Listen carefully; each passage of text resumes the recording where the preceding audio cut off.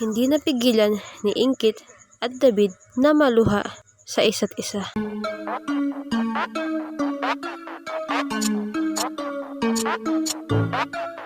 Sukidesu. Kahit kinakabahan ay nagkaroon nga ng lakas ng loob si David na sabihin kay Ingkit ang nais nitong sabihin. Masakit man ito kay David at lalong masakit para kay Ingkit. Ngunit kailangang gawin iyon ni David para hindi pa mas lalong madamay si Ingkit. Nais nga ni David na magpaalam sa love team nilang dalawa ni Ingkit dahil nga nitong lumipas na linggo ay nabash si David at nadadamay na si Ingkit sa pambabash sa kanya.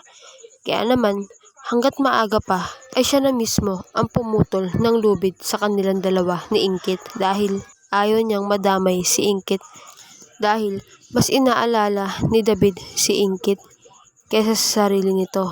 Dahil kung siya lang ang binabash ay kaya niya naman yun. Ngunit nadadamay na nga daw si Ingkit.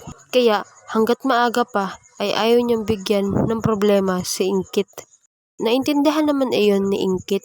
Ngunit naiiyak nga lang ito dahil hindi nga daw deserve ni David ang mabash at hindi nila alam kung ano ang totoong ugali ni David na kung sino ba talaga si David dahil napakabait nga daw na tao ni David at hindi nga daw deserve ni David ang mga ganong pangbabash.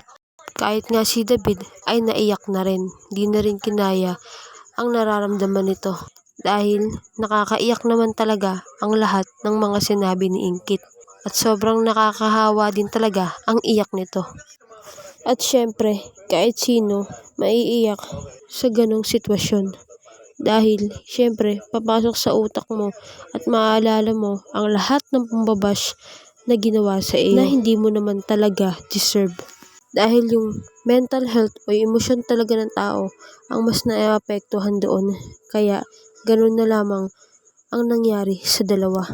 Pero kahit na ganun ay alam kong marami pa rin nagmamahal kay David at kay Ingkit.